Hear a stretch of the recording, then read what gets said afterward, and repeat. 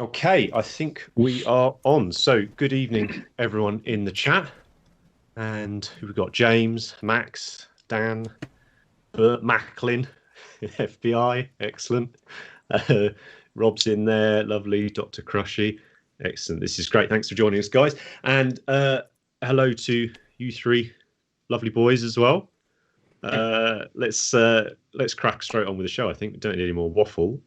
So the beginning of each show, guys, we're going to take a look at what's caught our eyes in the sort of miniatures painting world over the last couple of weeks. This is sort of the last couple of weeks and a bit. We're planning on recording before the big Games Workshop reveal that we had at the weekend. So there might be a few little additional things that we might want to have a chat about. But let's crack on. Andy, I think you're going to go first, bud. So take us away. What have you seen that's turned you on? Wow.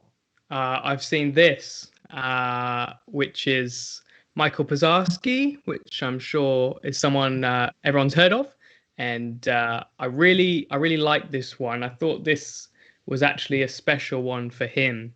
And it kind of shows his two main things he's famous for, which is non-metallic metal and skin. And you can kind of always tell it's a land paint job from those things. But I thought it was a particularly good example of that, especially the gold. I thought the gold was really out there. And it looks like there's two different types of gold, with the hilt on the sword, slightly more subtle, and then the really in-your-face gold of the shoulder. And then the silver, he's always doing the silver great. But yeah, I just thought it was the things he's done before, but for me, even better. So really on point. And I've seen quite a few versions of this bust, and this was the first time where I was like, okay, I see what this bust is all about. And actually, weirdly, this week I've seen a couple more amazing versions of this. So yeah, I think it's just popped up, hasn't it? In the last couple of days, there's been a few more. Yeah, just really stood out to me as a particularly good work of his. So I really enjoyed the gold. I really enjoyed looking at that, and some good inspiration there. So yeah, that shoulder pad's pretty so rich, good, isn't it? that face. Yeah, I think the thing is, I've seen the faces on a few of the others and been like, oh, that's really good and everything. But that shoulder pad's really, it jumps out, doesn't it? Yeah, exactly. So it's like he's improving, I think, on the stuff he was already great at, which is really cool to see. I love seeing that. And then I think we got another one that I liked. So this really caught my eye. David Aroba is an awesome painter. Check him out if you haven't seen his works already. He's doing some phenomenal stuff all the time at the moment. This is his first from his own range. I've bought this model. I really like it. I'm super excited for it to arrive in the post, and I think it's the next bust I paint. It's I'm really excited to do this one. But it was really great for me to see this, because I've been doing a lot of studying of skin and thinking about painting our skin with lots of greys and violets, and not really that traditional color.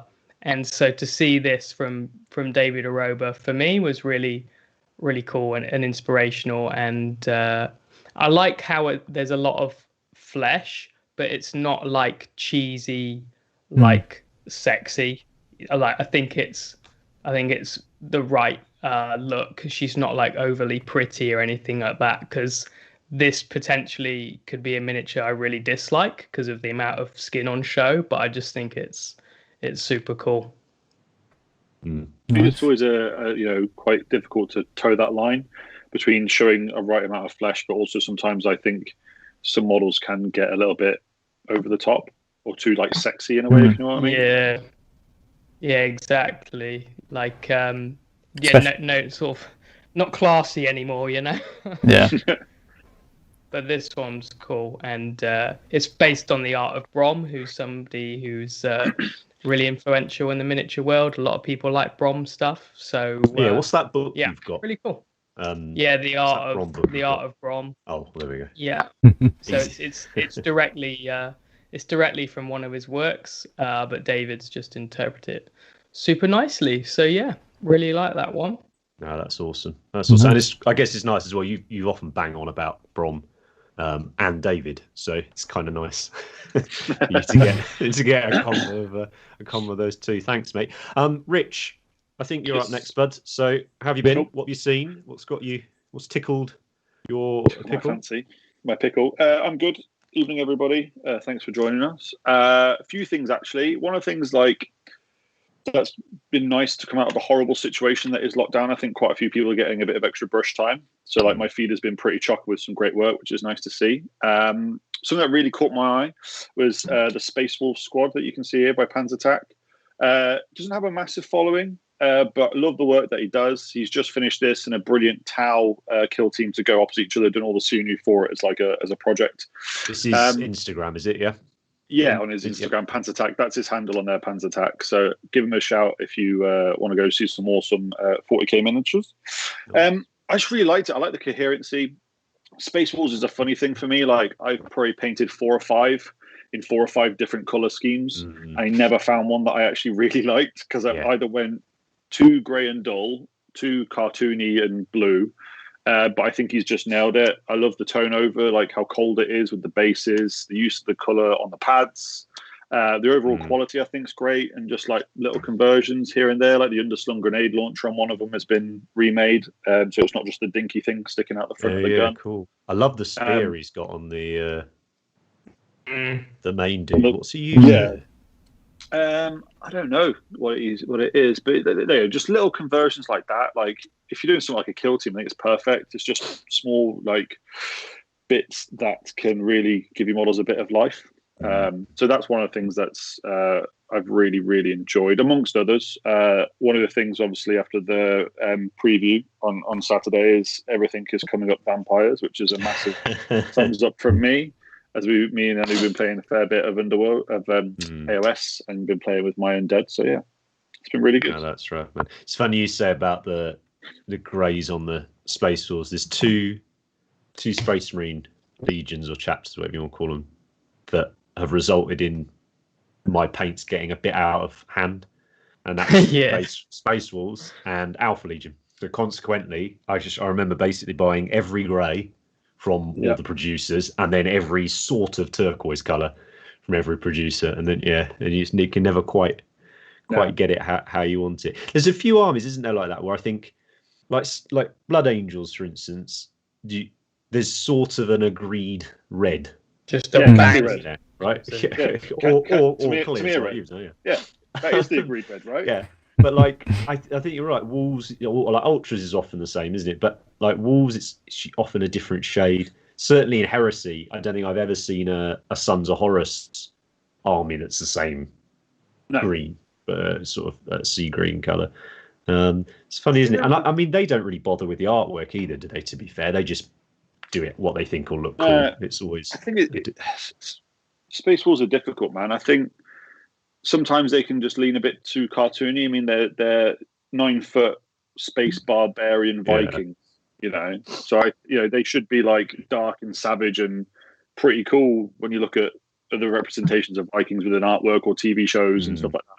But I do think sometimes they can lean towards the cartoony a little bit, and that's why I love Panzertac stuff, because it's not.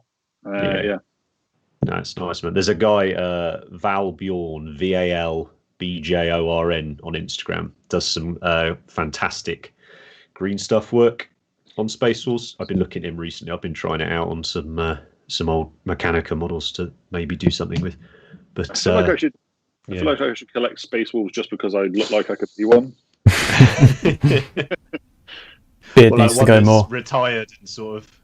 Let himself go. Let himself go of it. I'm a retired Space Wolf. It's the old magic one, wasn't it? What was the old priest? Nigel. No, not Nigel. They're just the generic priest. Oh, I see. It's because you're too tall to be a dwarf, mate. So you've got to be. Unfortunately, probably a Space Wolf. I think what's really cool about his style is that it's not really to any extreme, because like he's rendered it, but he's not done it shiny.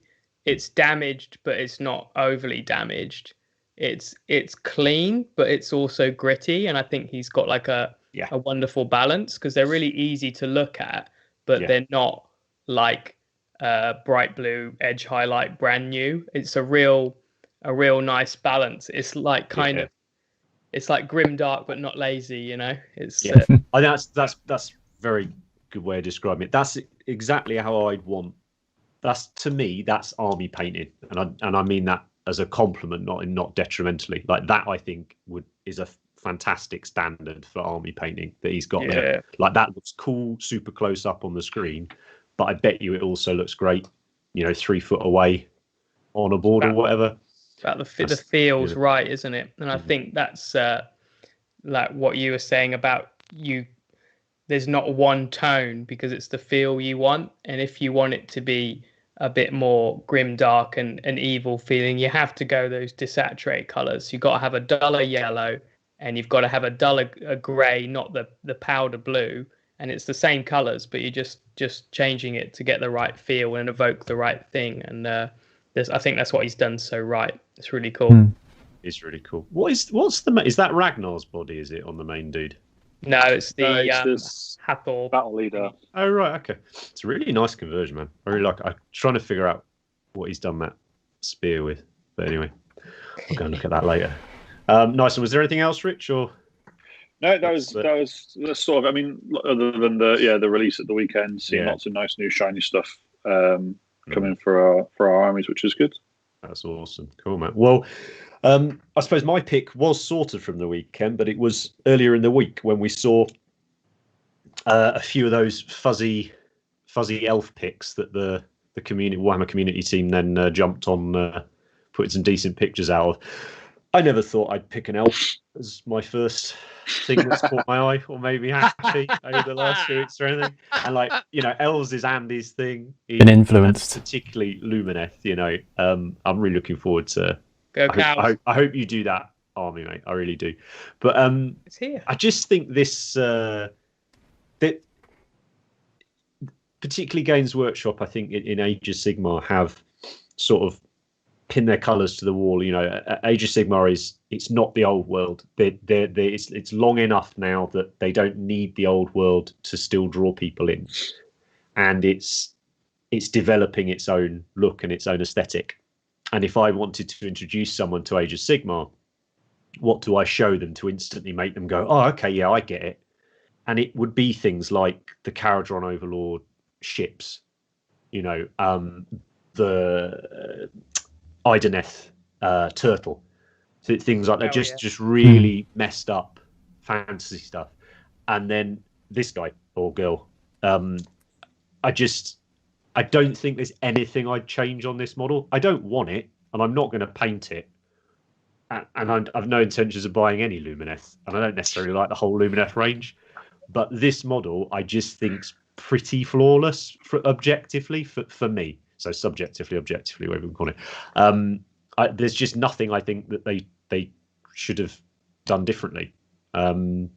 I love it. I just think it's awesome. It's mainly the mount, I think, is what I really like. Yeah. The elf on top, whatever.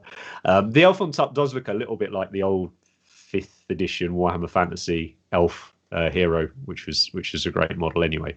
And I know they often do little nods back, but it's just the mount. It's just so cool to think we're going to start seeing beasties, weird beasties. And again, the paint job. Whether you like it or not, the heavy metal guys are phenomenal at what they do, and I think it's just great.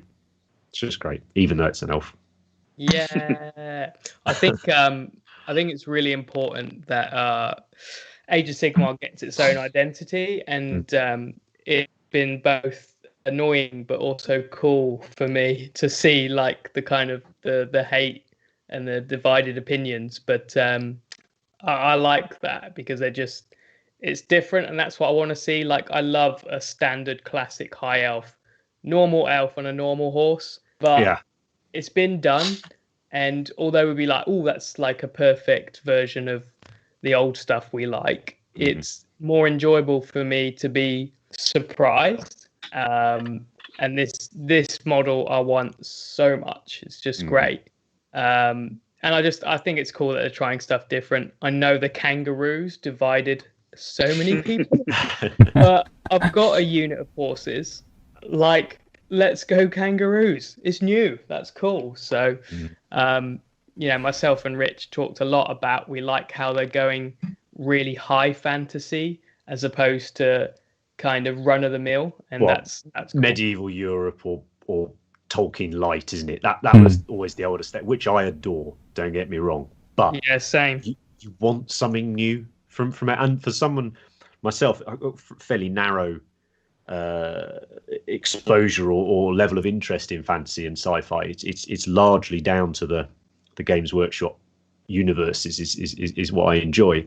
A few other things, Lord of the Rings, Dune, things like that, but it's mainly those guys. So to be exposed to a different setting, but via them it's cool. It's and I think I've a few of my friends who really enjoy more of the manga films and things that had definitely mentioned, this is some really cool stylings and things in here. It echoes this and it echoes that, and I think it can only be a good thing, right, to start bringing in people that are maybe who weren't interested in that medieval European style of fantasy.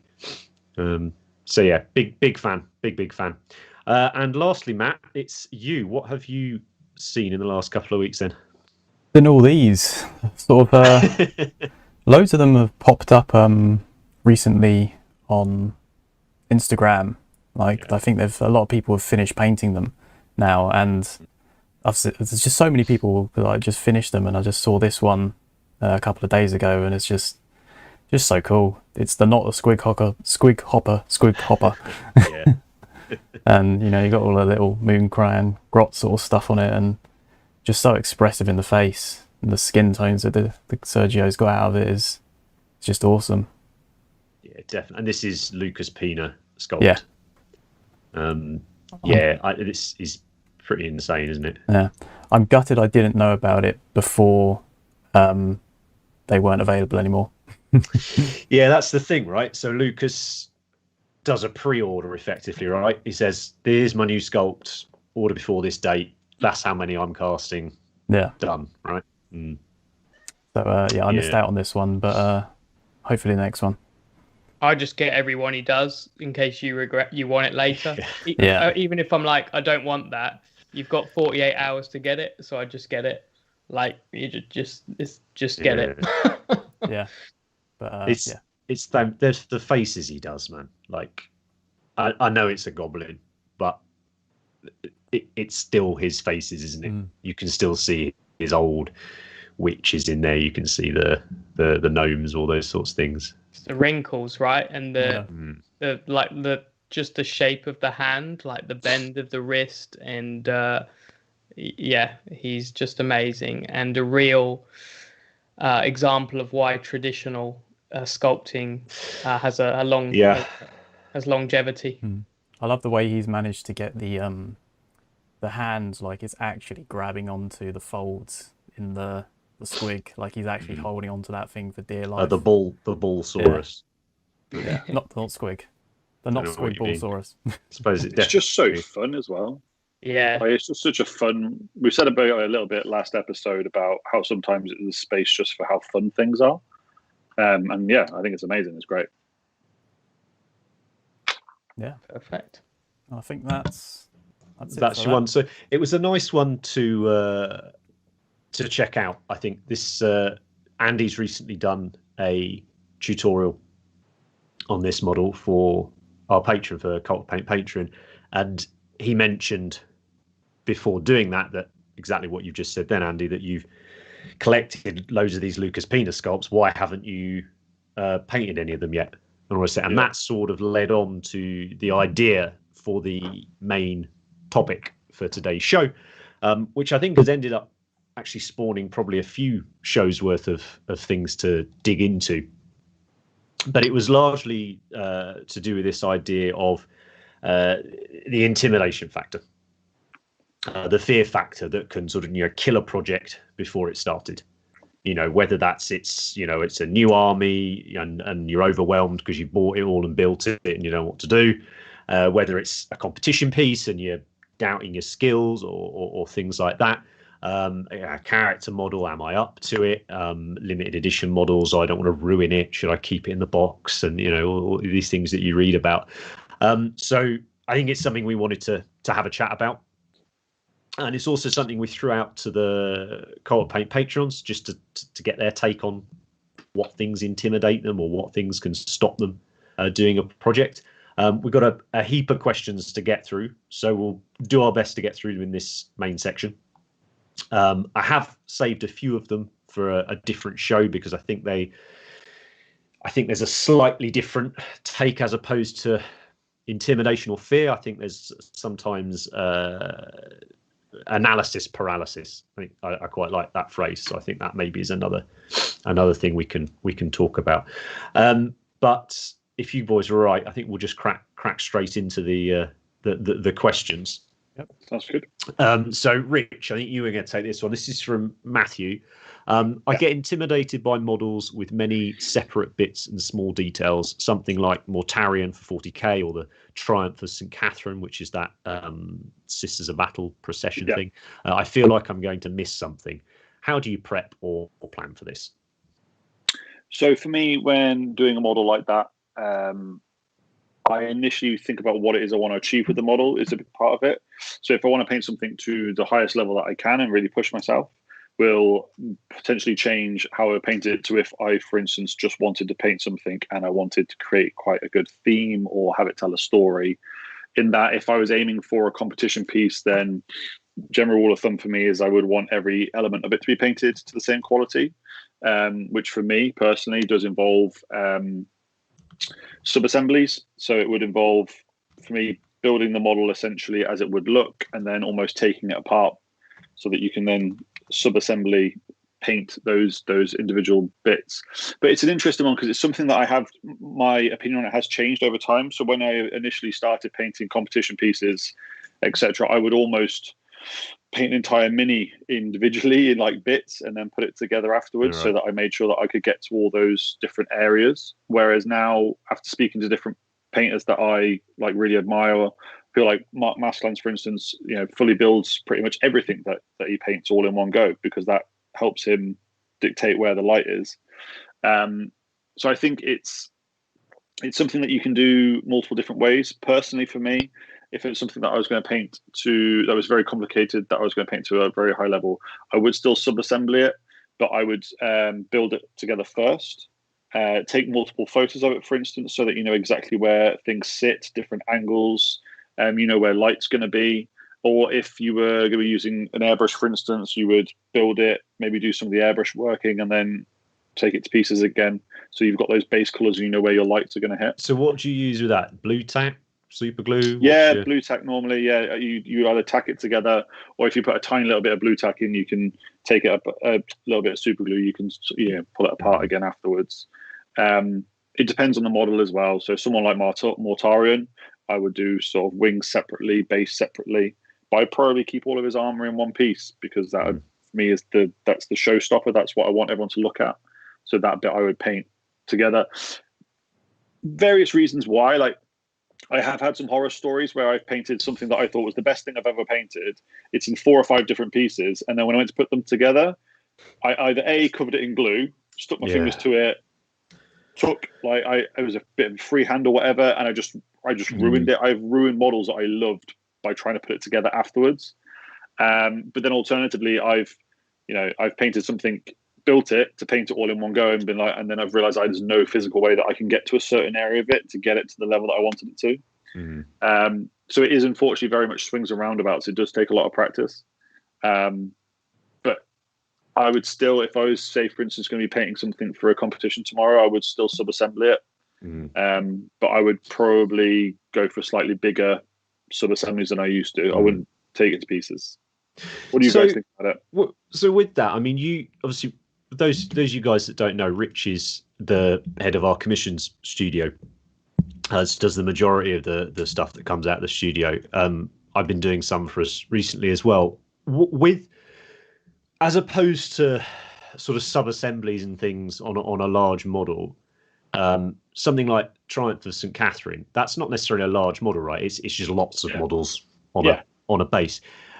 How do you approach not forgetting bits? So rather than making sure you can get to all the bits and all the rest of it, how do you actually not get 80% of the way through the model and then go, oh my goodness, I haven't done this yet, or like, I know, Andy, you're keen when it comes to painting faces of often doing the eyes first, right, and then the rest of the face after. Let's say you get through a project and you've done loads of work on the face and you go, oh no, I've got to paint the eyeballs in.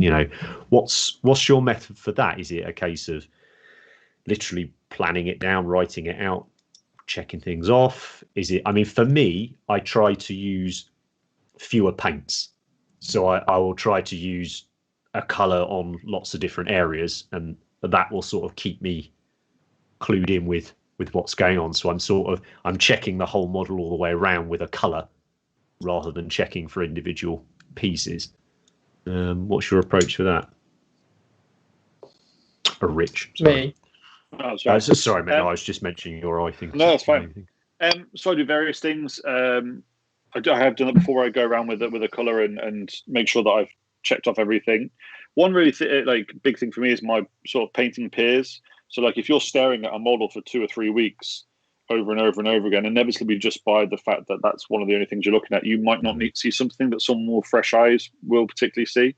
So if I'm entering something, I'll send it to Andy or my friend Ben, and I'll just get them to have a look at it and ask them what they think. I think being able to be honest with somebody about their painting and be constructive, I think, is a really good tool to help people progress or notice things that I wouldn't necessarily see. So like, I know Andy, for instance, when it comes to faces, I would send it to him and like, what do you think? Is there anything I've missed? Just because they might spot something that you haven't really. It's normally the pupils, isn't it, mate? It's normally the what? Sorry, the pupils. Yeah, pupils. My favourite thing to paint in the world. Nipples, There's been some nice pupils on that. The land sculpt you brought, not sculpt, the land paint job you did earlier. Is it Kirill? No, Carol. Carol did that. The one we looked at for my pick. The one that land painted. It's Galapagos Miniatures. Oh, okay, but yeah, there's been a lot of pupil work on that. Yeah, I've been seeing people do. Nice one, thanks, bud. So Matt, I think you're going to take the next one. So this is from Philip. Putting off painting something because you think you'll ruin it. Certainly something I've done. I'm telling yourself you're going to practice X skill on something else, and then you never really do. Are there any big time, right? Are there any ways to change one's thinking around this, not ruining a project but still doing it? I hope that makes sense. So yeah, what do you reckon? It's a difficult one, isn't it? It's we've all done it. I have a cabinet full of shame to attest to it. I mean, it's hard to change your mind on something. I think the worst thing for me was when I found Biostrip 20 and sort of this thing. I paint it. No, don't like it. I know I can take the paint off. But there's only so many times you can do that before you're taking more paint off than you're putting on. It's a very difficult one. I mean, the perfect paint job doesn't exist. I think we can all sort of kind of agree with that. Practicing skills before you attempt something, it can have its advantages. You know roughly where you're going to be when you get down to your big project. But I think for me now, I just go, I'm just going to do it. And if it's not an award-winning paint job, it doesn't really matter, because it's still, I've completed it. It's something that's done then. I've not just got a half-painted model that I'm never going to touch again because I think, I've got to this point, but I don't know how to do this bit, so I'm not going to try it. I think just doing the paint job rather than just sort of thinking about it is the only way to really get over it. Just attempt it. Like, if you fail, like, you haven't really failed. You've just know you need to do something different next time. That's it, isn't it? And it's that idea of this is using an analogy from something, but it's the idea of you'll never get 100 no's in a row when you're looking for a job or something like that. You know, you need to go out and collect those things before you can get the yes. So it's almost like you need to go out and mess those models up, or not necessarily mess them up. You need to go out and do them and them not be as good as you want, so that you can then figure out how good you are. Yeah. Where are your shortcomings? Where do you need to improve? Or you might surprise yourself and go, oh, actually, no, that's really good. Turns out I can paint eyeballs really well, or whatever, and then carry on. Yeah, because the thing, like, if you don't finish a project, you don't know where you sort of stand up to where you want to be. If you sort of half do, like, if you're doing some non-metallics and you go halfway through it, but you never really complete it, you never sort of understand where the issues are, because you're only halfway through it. Yeah. So, I mean, Rich is pretty guilty of this for test models, right? Yeah. And I think a lot of people, and personally, I think a lot of people, they'll give up on a paint job 80% of the way through. And actually, it's not until that final session, maybe, that everything does come together. Like, it can look like utter garbage. I know certainly when we do the classes, one of the things people have said that they find really valuable is seeing that process, is understanding how it's not perfect from the very first brushstroke. Yeah. You know, there's constant refining, but then, as you say, there gets to a point where what's the saying, the finished is better than perfect, or whatever it is. Yeah, finished, not perfect. Yeah, that's it, right? Yeah. And I think this is something we brought up on the pilot show. Actually, we chatted about very, very, very briefly. Anyway, was this idea of sort of comparing yourself, getting intimidated by seeing other people's work, and therefore not going out and doing your own. So succinctly, the advice is just paint it, right? Not just paint it, sort of finish it to the point where you're happy with it at that point, but don't go, oh, this doesn't look exactly how I imagined it in my head, and therefore it's crap. It's not that sort of case. Like I was painting a bust, and I was painting the skin, and I was just like, I hadn't even got to my highest color yet, and I was like, no, this doesn't look like the picture of. And I'm just like, and then a couple of weeks later, I was like, well, it's not going to look like the picture because it's not finished. Yeah. And sort of me comparing a half-finished paint job to a finished paint job is not a good idea. So where do you guys? Sorry, Rich. Go on, mate. I was just going to quickly add to that. Like, also, if you are finishing things and it's not perfect, which I do love that hashtag finish not perfect. You know, you've got a catalog that you can actually physically see your progress through miniature on miniature.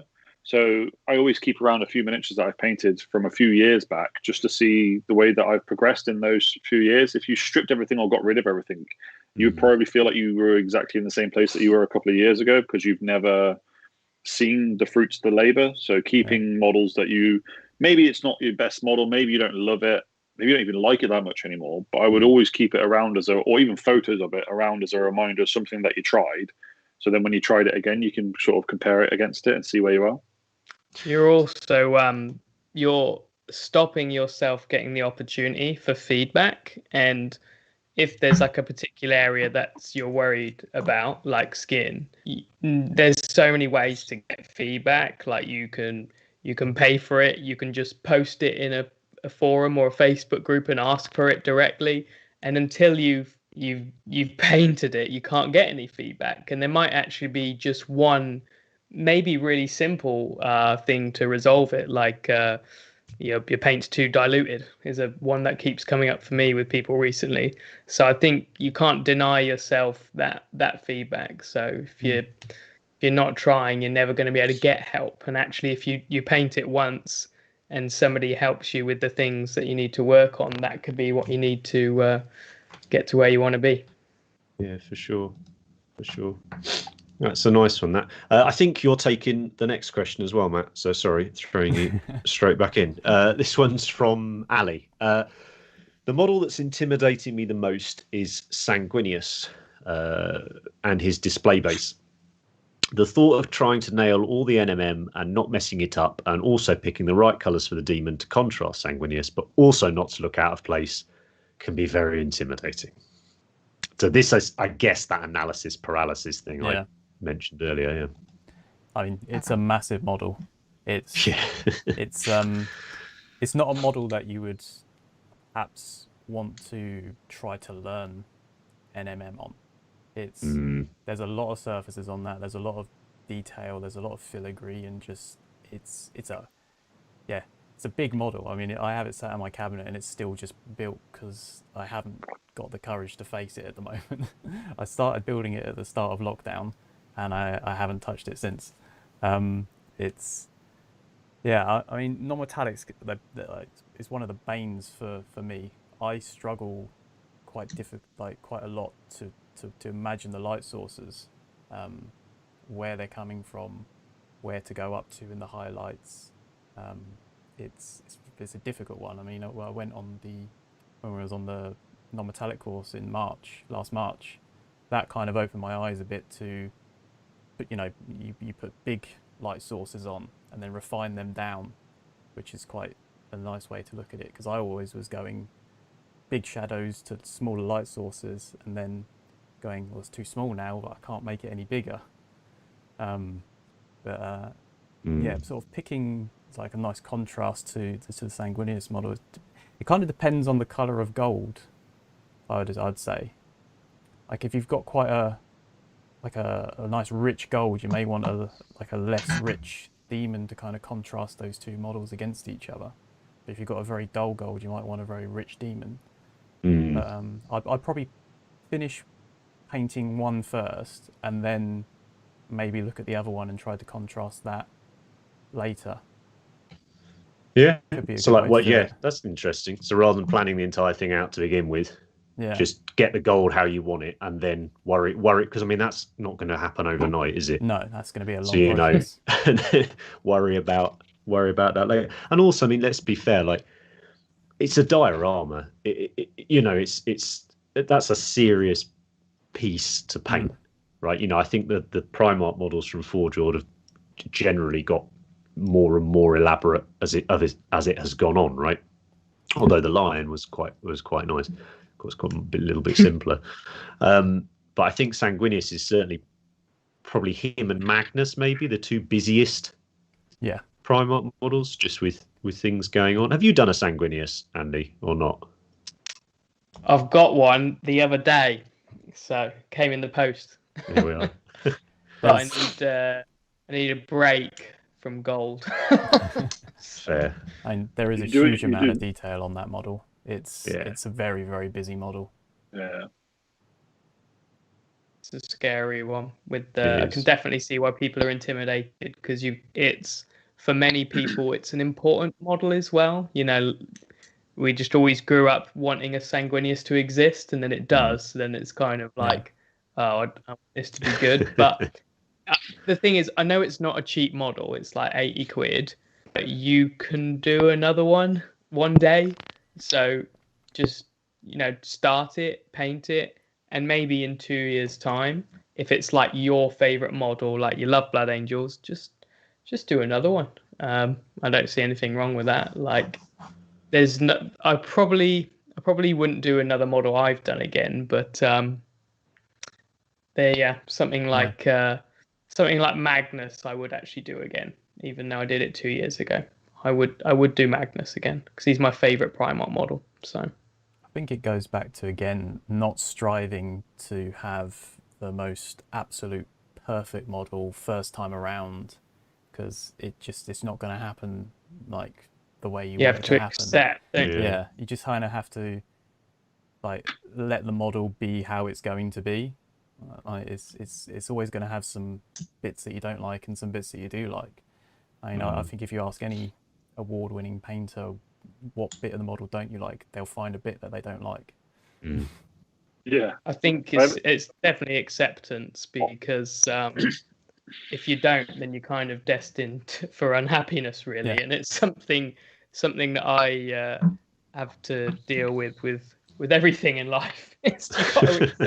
You've got to accept some stuff, and I've got really bummed out about some paint jobs, like really bummed out and not wanting to paint and stuff, but then later accepted it and finished it and enjoyed it. And I think that it's important to try and get better and and work on things like your weaknesses. But yeah, always accept that it can't be a certain way, or you're where you're at, and stuff. It's an interesting one as well, because you think Ali sort of got a few points to that question as well. He's not only worrying about the immediate technical skill of executing gold NMM well, he's then also looking more into the theory side of things of how can this demon complement Sanguinius.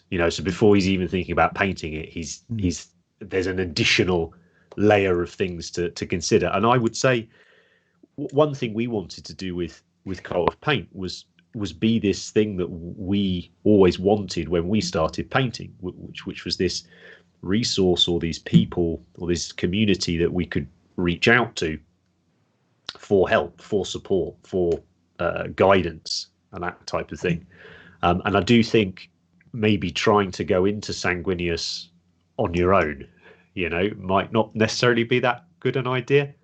That there are people out there. There's your peers. There's people like ourselves. There is, if you're brave enough, randoms on the internet that you can approach and talk to about this kind of thing. I mean, even Andy, I think it's fair to consider you one of the top competitive painters currently around. Thanks, mate. Even though we'll ignore last year. Prior to last year, when things were happening, you were, and I know, still talk to your peers a lot, and even people that are, in my opinion, nowhere near your level of painting will still have valid opinions, right? That you will find helpful when planning a piece, right? You're not trying to do it on your own. No, definitely not. It's soundboarding is everything, really. And I think going back to like choosing the contrasting colors to Sanguinius with the demon, that's like a whole thing you can talk about. But I think the best thing to do is discuss with people options, and don't take anyone's word like for gospel.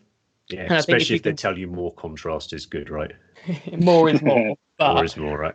But like, there's so many ways you could do that, and you don't want to have like any concrete theory. But if you can just get someone to discuss options, and then you pick the one you like the best. Like Matt was sort of talking about temperature contrast, because he was saying, well, if you have a warm gold, then why not have a cool red for the demon? And that would be a double contrast, because you got red versus yellow, warm versus cool. But the other thing is, you could say, well, what environment has a warm light? That means that warm light on both of them would make it coherent. And both of those things work. Like you could have a yellow demon and it could contrast or work with it. There's not a set way, and there's not a set theory like you have to be complementary contrast. It must be like this.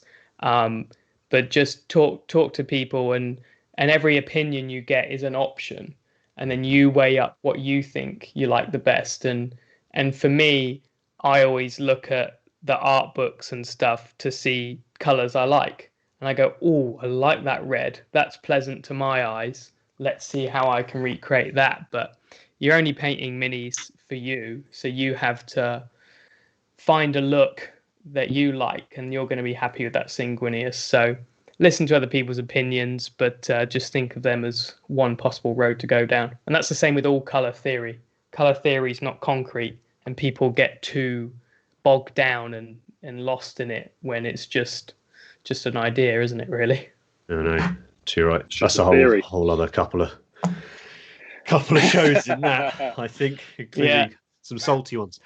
So let's crack on. So this is a bunch of questions for you, Andy. I've lumped together for you, and this is largely because they're covering very similar topics. So Mike's asked, models with larger areas put me off. Things that I don't want to tackle with the airbrush, but always do. Things like fabric or skin. The model I'm most looking forward to, but also dreading from the Kickstarter, so that's from our Deagar Kickstarter, late pledges, link in the description, is the Hunter and all that skin. He says he'd love to paint it with a brush, but he knows he'll lose his rag and go to the airbrush. Neil's gone larger minis with skin tones. So again, this is what I'm on about, this theme sort of carrying on. Scares him to death as there's so many amazing minis out there, and mine just look flat and a bit shit. Probably not. It's probably not that bad, Neil. And also models with a lot of NMM. We will do tons of shows on NMM, guys, in the future. I'm sure we will cover it, and it's a topic that we cover a fair amount on Patreon. Too much, some people would say. Yeah. And then lastly, Scott's gone, going from painting Warhammer scaled miniatures to busts. I've got my first bust to try. It's all ready to go. I'm just a bit nervous about the increased scale of it, getting the skin right. So I guess the common thread through those is the intimidation factor of all of a sudden the painting the skin isn't just the little head on your Space Marine Sergeant. It's now a significant part of this model you're painting, and at a larger scale where things like your light are a lot more important. So yeah. Yeah, loads of stuff. I definitely like. I really remember these exact feelings, and I also remember getting a bit better and thinking, okay, skin's my biggest weakness. I'm going to concentrate on that. And then I remember the shift to enjoying it, and so it is kind of possible. And it goes back to the earlier question of just having a go and stuff like that, and you can get there. But recently I did the Bullsaurus, which is the Lucas Pina model, and the real estate on the squig is pretty bonkers. And I went for orange, which obviously doesn't have good coverage. So that was like, okay, how's this going to be?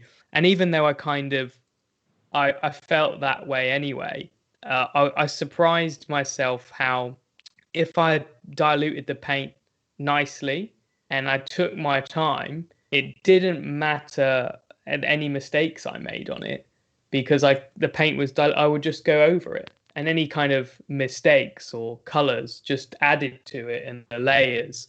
So I think you can almost, if you're methodical and careful, you can just go one bit at a time and get some feedback as you go. So, okay, what's the first thing we got to do? We've got a base coat. So how do we base coat? Well, it's going to be letting layers dry, getting it dilute. And if you maybe start with a nice base coat, you can pause, you can relax, and then maybe just think about the next step. Okay, what do I do next? Shall I do the first highlight, the first shadow? But I think if you just kind of relax and take each step as it comes, you'll be okay. But what I found with the Bullsaurus was, and it's such a big model, that it was more forgiving than you think, because you've got that space. And like on a Space Marine head, if you put one highlight in the wrong place, it looks awful. On the Bullsaurus, I could put a massive splodge of orange and it'd be fine, because it's a big thing, and a little dot of paint on a bust face could be a freckle later, or something like that. But I think, yeah, the main thing is anything you're worried about, just take it one step at a time. And if you're careful with your paint application, you can always change it. So if you put a highlight in the wrong place, provided you've applied that paint nicely, you can just shift it over and tweak it and adjust and stuff like that. So, and like we said, there's plenty of tutorials out there, but yeah, I just think take your time, get the advice between the steps. That's the best way to go about anything where you're worried. It does seem to be a common theme in a lot of these questions is the fear isn't necessarily about not knowing how to tackle the challenge, and maybe that's because there are so many sources of tuition out there now, whether that's in-person classes, YouTube, Patrons, or whatever like that. It feels more like what's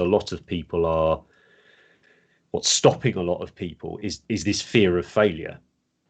And I think that's probably quite interesting. Probably something I shouldn't have just thrown out as a question right there. prepped you for it a bit more, but it's only just sort of dawned on me as we've talked through it.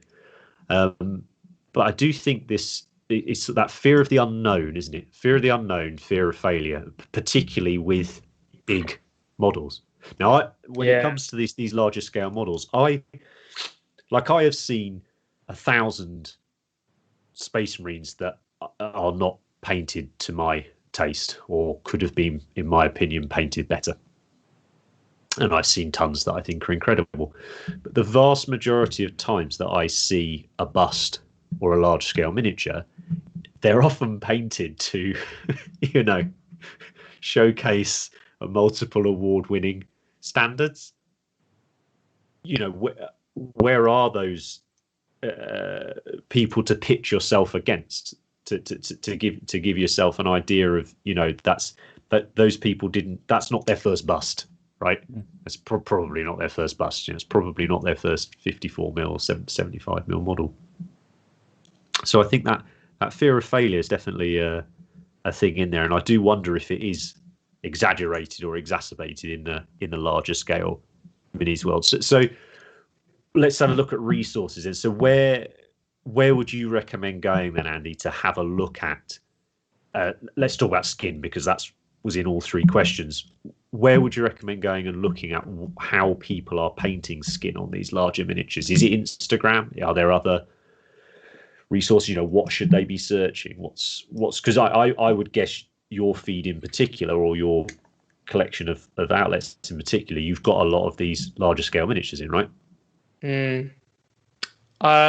Yeah, I mean, I would just look at photos. We always talk about that, looking at the references, most of all. But actually, I find when you look at a photo, say a portrait of a woman, like I'm going to paint that bronze bust, and just looking at photos helps more, because you start to realize like colors in skin and maybe more simple than you think, and things like that. And you have to maybe paint less than you think. So I'd always just look at that and try not to look too much at maybe the perfect box art, because that's when you're going to get this, I want it to look like that thing, and maybe that's not realistic, and going back to acceptance, but just like having a look at stuff and having a go.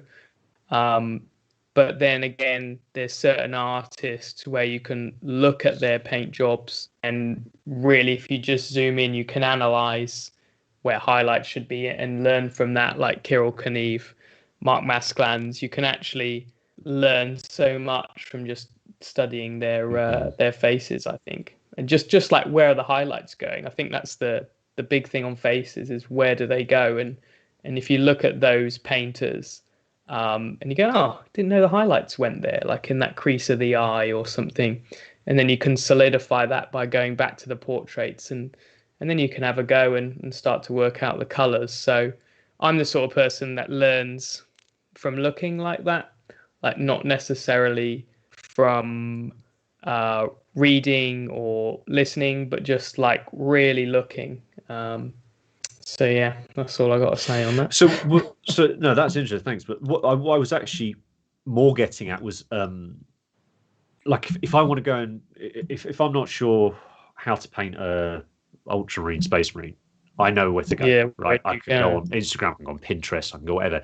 Where are your resources coming from if you want to get into this larger scale miniatures painting? I mean, is it things like putty and paint? Is that going to be the more so? I definitely think just finding the artist's feeds. Like, that's why I said, just for busts, you look at Kirill Kniv, you look at Mark Masklans, and I think just looking at those guys really. Putty and paint does have a larger volume of busts and large scale stuff. So definitely, that's definitely a good recommendation, I'd say. And you can go on top artists on there, and it's sort of ranked. It's not a perfect system for ranking, but generally you've got loads of people that are good at painting and stuff like that. Looking at their whips is super interesting. Like, if you get to see their steps. The Kirill Kniv book that's come out is bonkers good. Couldn't recommend that more. So there's definitely some resources out there, I think. Yeah, that's good, man. Kane and Liam in the chat have just sort of been saying, I think it's something we touched on the pilot episode as well, is the amount that you see out in social media now can sometimes be off-putting.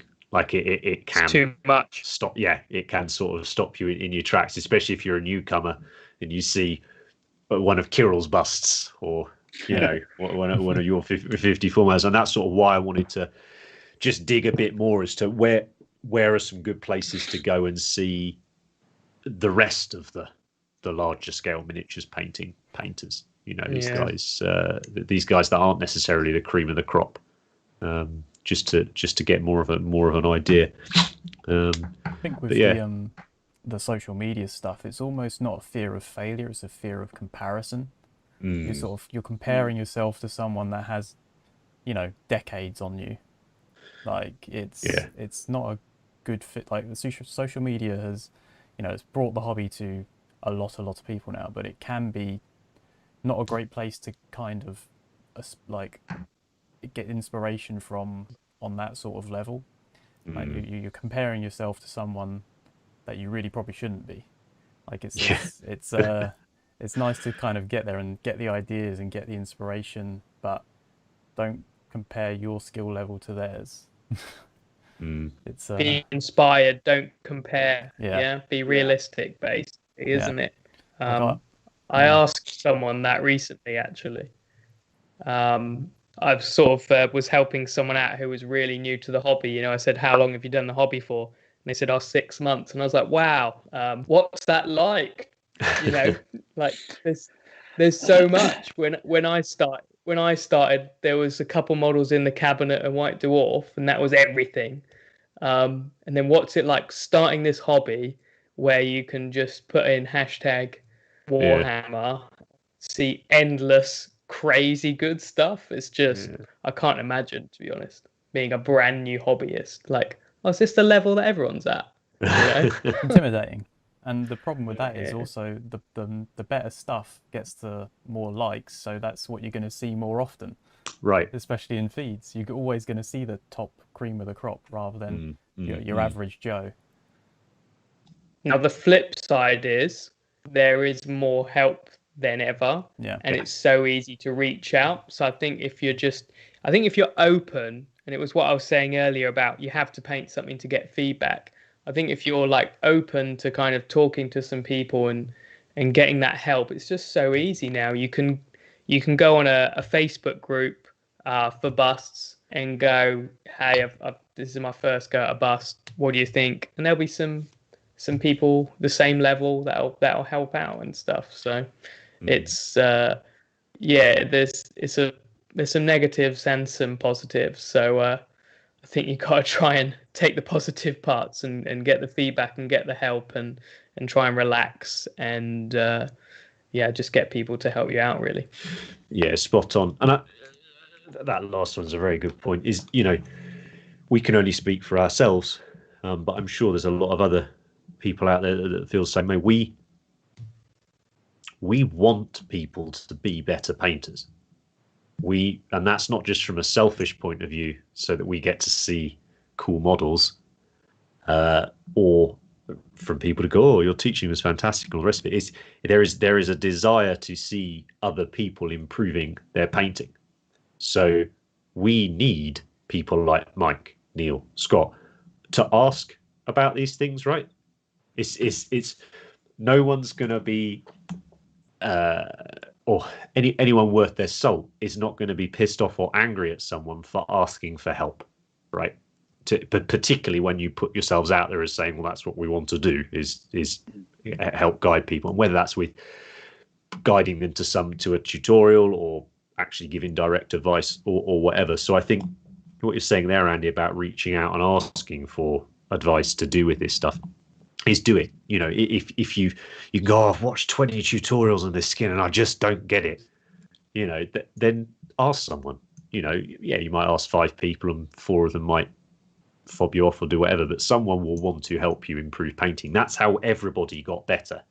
If you take it right back to how art has always happened, and this goes back to miniatures being art and all the rest of it that we chatted about last time, is you would have masters and you would have apprentices, and you could have schools of styles and all the rest of it. And it's because there are always going to be passionate people who want to talk about what they've done or what they've learnt with others, right?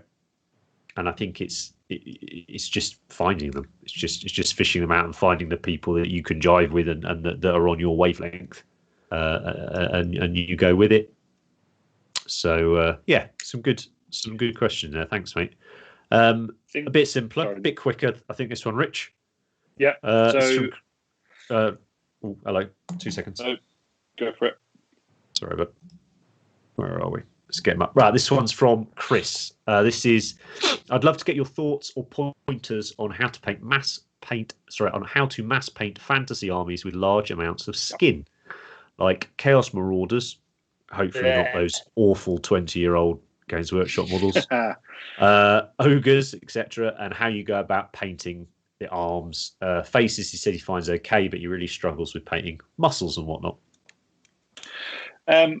So for me, this is kind of multi-part question. When it comes to specifically painting muscles, kind of off the back of what Andy said, using photos, references, and then kind of what was said just before about if you found someone that you admire that paints muscles in a way that you would like to replicate, then please reach out to them. Odds are they will be very nice about it and they will point you in the right direction. But for me, the overriding thing with this is painting large armies, specifically. If in this question it's like fantasy armies, it's all about kind of what do you want the army to be. So for me, if I want an army that I'm going to paint to the highest level, it's probably not going to be a very big army because of just the amount of time that's going to take. I think if it's an army that you really want to play with, I think you can be a bit more lenient on yourself on how those muscles look by the end of it, because if you've got a block of 20 of those models all painted the same, that's what's going to look amazing. This picking the right tones is important, but I think more it's the overall finish when it comes to armies as to how they look, like how to make them look really good. But I do think it's something that I struggle with. Like I've got two armies for AOS on the go at the moment. One is a very small orc army that I've tried to paint as well as possible, which is driving me mad, and I've got one army which is the undead army, which I can knock out units for in a couple of days. So I think it's really important to sort of decide what it is you want to achieve with that army. Is it you want an army that's going to look fantastic on a tabletop? If that's the case, I think there are some pretty quick ways that you can paint skin, utilizing things like contrast paints, airbrushes, different tools like that. Or is this an army that you would like to pick each individual model up, look at it, and be able to really be impressed with that paint job on those muscles, in which case it's going to take more time and it would be more looking at reference photos and trying to replicate other work in the miniatures that you're painting yourself. That's cool, man. Would you talk about your orcs then? So I mean, we've recently done a couple of videos on YouTube about simple sort of starting point recipes for doing skin. So we did a simple sort of white skin, Caucasian skin, and a simple black skin, and then sort of encourage people to go off and work from there. But there is always, I wonder if there is anyway, this, and there's something Rob has said in the chat, he struggles with skin color when it comes to painting skin, is color selection. It's not always easy to know which colors are the quote unquote right colors. So do you actually think maybe if it would be better or easier or whatever you want to call it, less intimidating, whatever, to do something like orc skin, which there's a tutorial for on our YouTube as well, actually, which I think you use 3 colors for, Andy, and and they look fantastic. So do you think maybe it's easier to start on something like an orc where there is no preconceived notion of this is what skin should look like, because we don't know what an orc looks like? I think so. I think if you're trying to practice with your skin tones, I think that could be a really good idea, because it's a lot more lenient, isn't it? Like if you've got human skin, it is a specific tone, and I'll put my hand up and say that I struggle with human skin a lot more than I do with other skin like orc skin, that kind of thing. Because for me, if I'm painting an orc, I want it to be bright and bold, and that's what I want the impression of the miniature to be. So I'll throw some very, very shiny green paints at it. But yeah, I mean, it could be a good way to practice, I think, if that was something that you wanted to do. But I do think also the theory, regardless of the colours, is similar. That's it. Right? You know, if you're more comfortable, if you're very comfortable in a paint range. So, for instance, if there's a few paints that you love to use and you know how they work together, there'd be nothing wrong with painting skin in those colours just to work out how the volumes work together, not worrying about the different tones, and then trying to transform that idea into flesh tones that people have used. But I struggle with flesh tones all the time. Like, what's a good one? What could look better in the minutes that I'm painting, or just preference. And in that case, I do always reach out. So there's people that I find who I really enjoy the skin that they've painted, and I will message them directly, and I'll just ask for a recipe, just because I think all it takes sometimes is someone to point in the right direction, especially something like that, because it can be a bit much. Like, you're worrying about, like, what are these colors all right? Do they work together? But then you're also worrying about the application. Maybe break it down, get your application sorted, so you know exactly where the colors are going to go, using, like I said, colors that you're more comfortable with, and then maybe worry about the colors that you would want to achieve the right tone. Yeah, there's a lot to be said, isn't there, for that Citadel sort of triad system that they used, or is it Foundry paints? They're the ones that do the triad paints, or just that idea of just have a shadow, a middle, and a highlight. Yeah. Don't try and get too smart with it. Don't try and put 43 different colours into the shadows of the skin just so you can tell people you've put 43 colours into the shadows. You know, it's just, like you say, start to begin to understand how it should look and behave.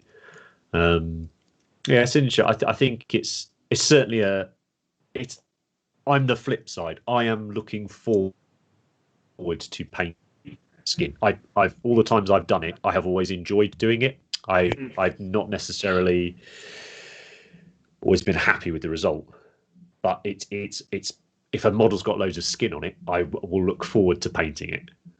You know, and I think certainly it's what's making me lean more towards wanting to do busts at the moment rather than 54 or 75 mil, like, you know, or at least I want those 54 or 75 mils to be predominantly skin.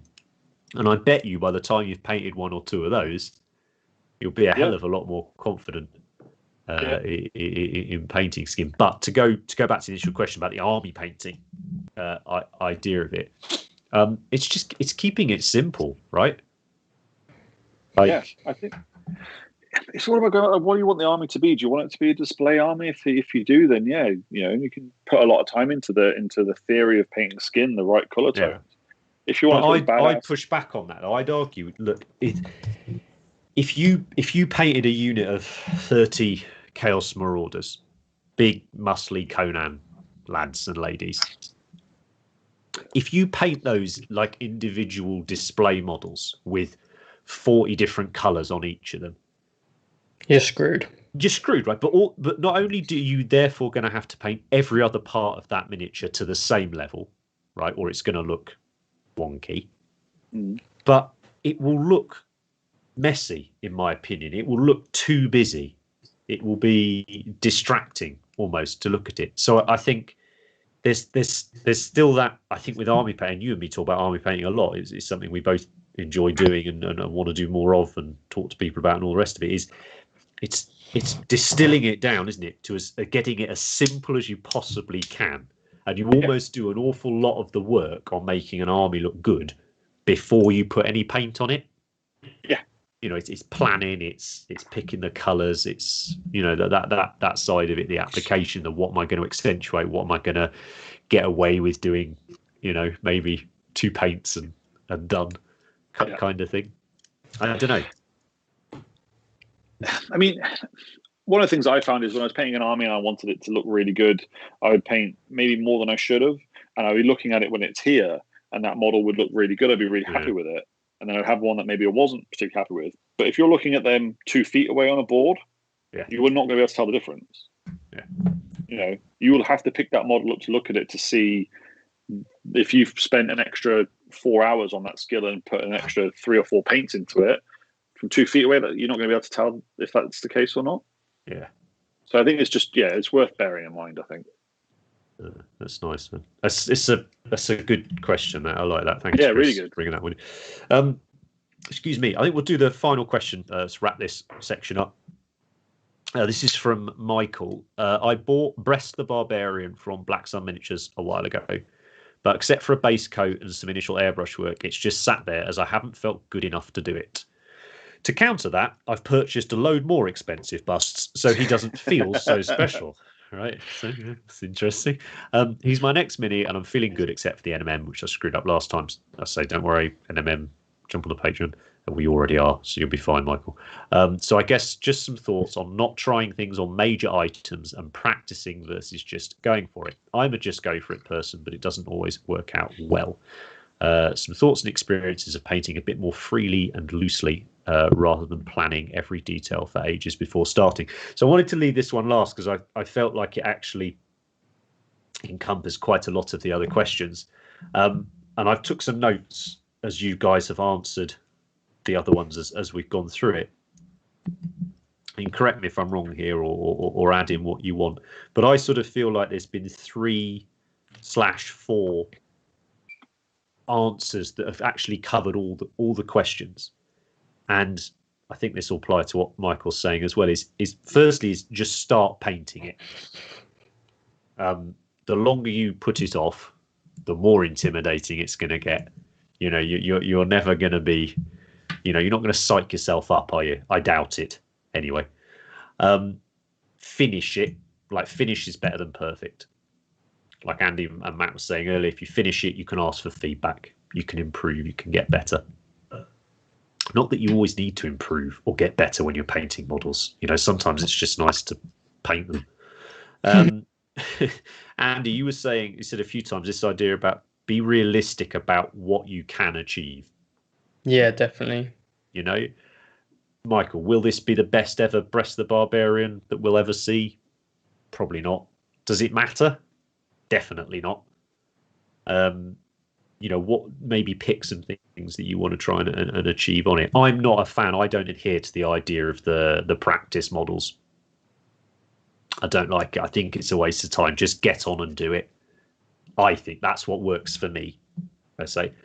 And then inevitably you don't finish it. But, you know, get on it and try it. And then, yes, this fear of failure, which I brought up earlier, which sort of goes back into the rest of them. So I think you can always talk yourself out of it, can't you? There'll always be a million reasons not to paint this, to doubt your ability. There will always be better painters than you. Doesn't matter, because there will always be people out there willing to help you improve if you want to reach out to them. But also, like, there's tons of stuff I see on YouTube or Instagram or whatever social media you like, that of models that are painted by people that I personally think I can probably paint better than. I look at it and I go, I could achieve that, or I could achieve better than that, or whatever. Yet they're still incredibly enjoyable to look at. They're still inspirational to see, because it's nice seeing painted miniatures, right? And I think that's what it comes down for me is if you just get on and paint it, if you just sit down and start, say, right, I'm going to paint 10 minutes this evening, and you start, you might only paint 10 minutes that evening, but you never know, you might end up painting for an hour. Right, you'll get some work done, right? And then all of a sudden you almost trick yourself, right, into getting going. And then before you know it, like one of you guys said earlier, I'll just get the base. We were talking about it with Sanguinius, and then I think Andy talked about it with the Skinnies. Just get the base coats down. Get that done. Then you're almost putting problems off until later. Worry about them later on. Worry about them when you get to them, because all of a sudden, by the time you get to them, you've done a load of work on the model. You might have a little bit of momentum going, but you'll also at least have something that you can ask for some advice on, you know, rather than just someone showing you a bare resin miniature. What do I do with this? You know, you sort of know where to go. So that was a large rambling answer to your question, Michael, but I think that is what I would say to do with it. You know, he's not special. Just get some paint on him. And as Matt says, as always, buy a strip. Yep, that is the sable. I think the problem that I think a lot of painters get into is, especially if they're coming into it from like a non-professional sort of like do painting for a living way is they attach the monetary value of the miniature to the quality that they should be painting to, and that's not a good way to. It's not a good metric to go by. Yeah, shouldn't be doing that at all. I'll tell you something that was staring me in the face throughout this. This week, I completely failed painting Eltharion. So I have a second headless one here. But yeah, I painted him, and he was really important because he's my leader in my army, and it's a great model. And I absolutely ruined it. I did a really bad job. I basically painted it light, and then I added the dark colors in, and it just didn't work. And then I tried a few more bits, and I built a second one, and it took me half hour to build another one.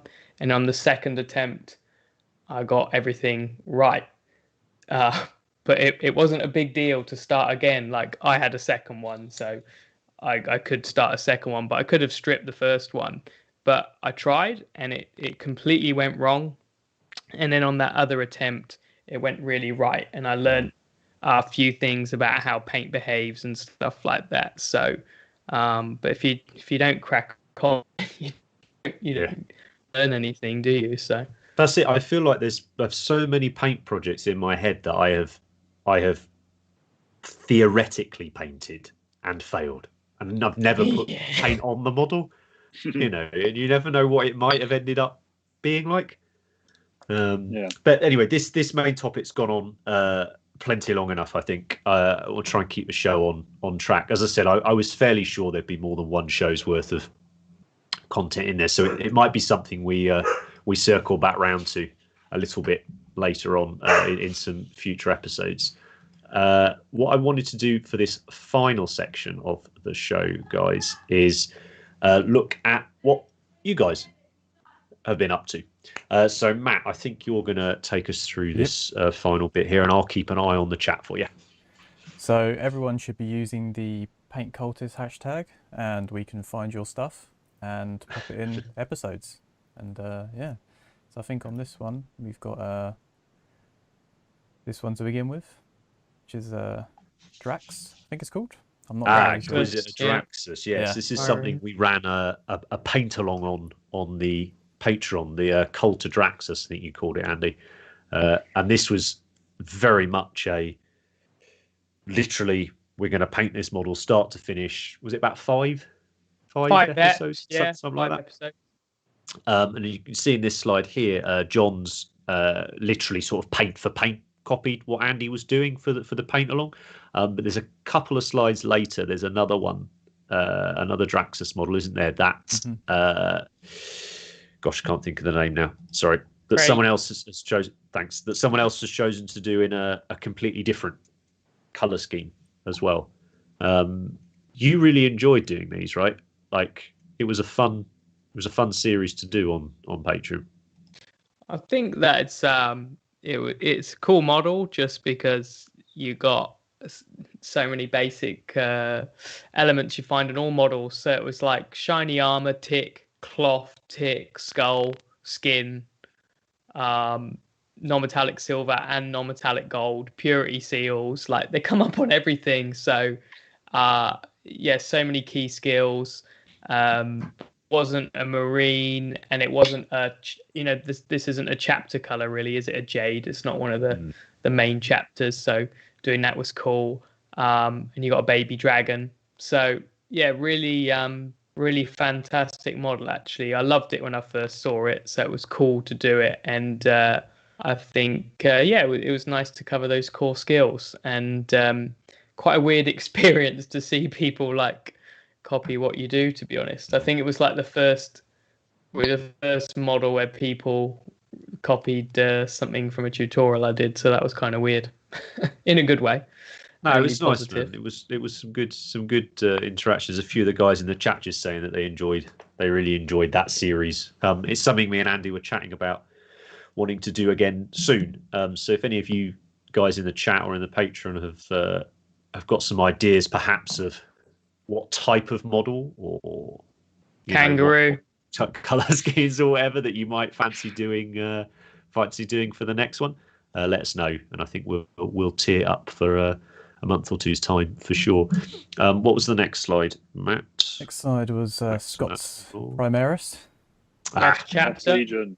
Next chapter. Space Vampires. Yes. Indeed. I think this was based on another tutorial. Andy, you did the Blood Angel one a while back.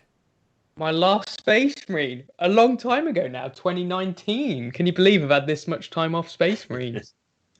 I'll be back. You'll be back. I'll be back.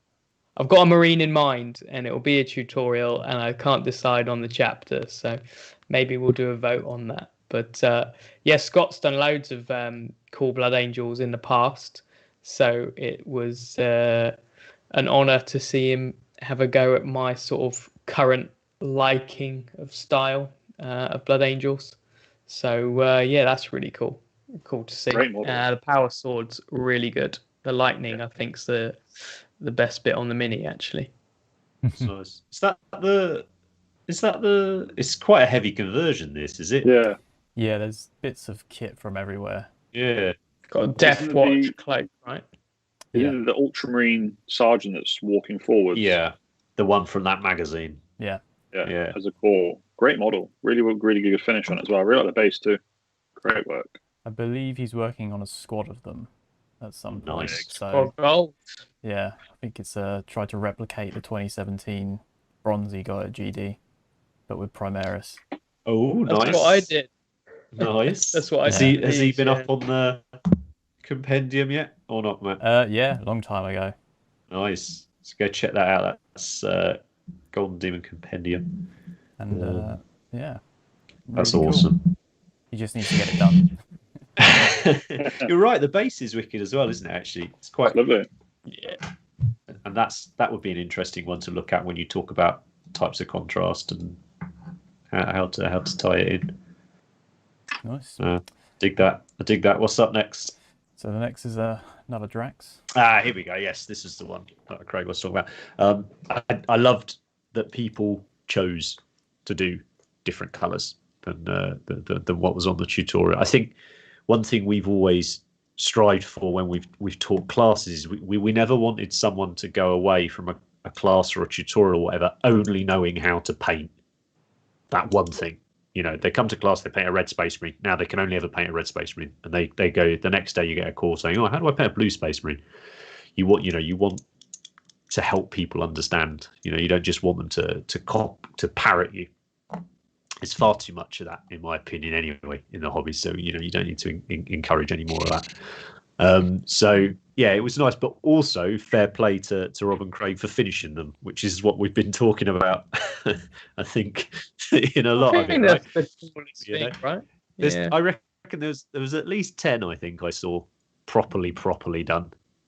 That's crazy. Isn't This it? one's even That's got a so plinth cool. on it. I mean, come on. I like how they did Yeah. the head swap as well. Yeah. Yeah, you got to swap the head. So it's the cool No, thing it's is cool seeing it finish. I really right? like the Finish skull. like finish minis. Skull and the dragon, Yeah. or whatever it is, parrot dragon. it's like a familiar or something. I don't know. Weird. It's pretty rad. Isn't it? Baby dragon, come on. Space dragon. And I think the That's the right. last one is Yes. Saw this earlier in the week. Love this. Speaking of It's always finished, fills I me think with she's joy. the most commonly finished one of our sci-fi models that I see. Really? Yeah, which is What's- awesome. What's that? Well, Seth, yeah, all right. So the actual 54mm models, Figures, like, yeah. you know, you can get Seth done in a session, right? There's a bit more you could if you could buy him, but he's sold out. But there's a bit more to these models, and I love her. I just, you know, we worked on these models a long time ago now, and it's still so cool to see them popping up. Like Ken's been working on one, hasn't he, for flipping ages? Anna. Be good to see, yeah, that Anna. Be good to see that done. And I also really like the slug. in Raoul. Raoul, yeah. We still need to do a slug painting tutorial. I think that's on the line. I wanted to do a slug painting, speed painting competition at some show, so maybe we'll see what we can do with that. I love how bright the slug is on the base as well. Yeah, it's really nice. It's awesome seeing these finished. Like it's the best feeling, and Deagard went on for so long for us, and obviously the campaign's finished, but we've still got to see other people paint them, and that's going to be mental. Like that's going to be really cool, and awesome job from Alex there. Yeah, no, it's really, really nice. So this section, guys, is all about. We'd love it as the show grows and goes on. We'd love to be able to spend more and more time at the end of the show talking about what people have been doing in our particular sort of cultist community. The idea at the top of the show is to talk about what you've seen, but the idea at the end is very much we want to see what you've been up to. We want to see what's been getting you going with your painting. So if you want to use that hashtag paint cultist, we'll keep an eye on them over the 2 weeks between shows, and we'll endeavour to cover as many of them as we can at the end of the show, because it's very exciting for us, and it's nice to see so many of you guys in the chat as well, not just complimenting each other, but just form that community, which is what we've seen grow over the last 3 years through the classes and through the Patreon and YouTube. We want to keep growing that now with this, so make sure to use that hashtag, guys.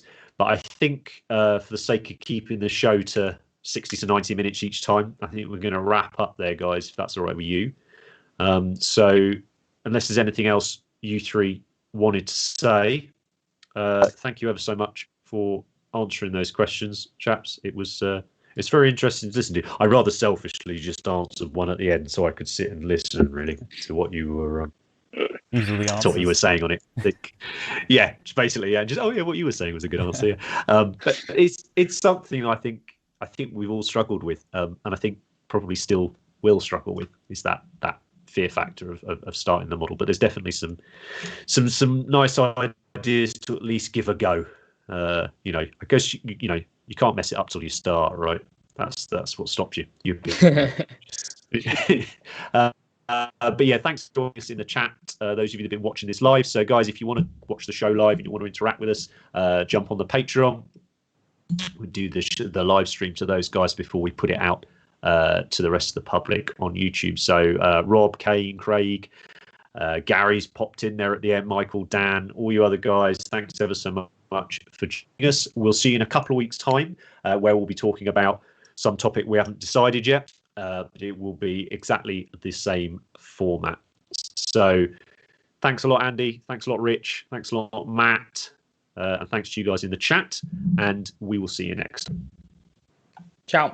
Matt. See ya.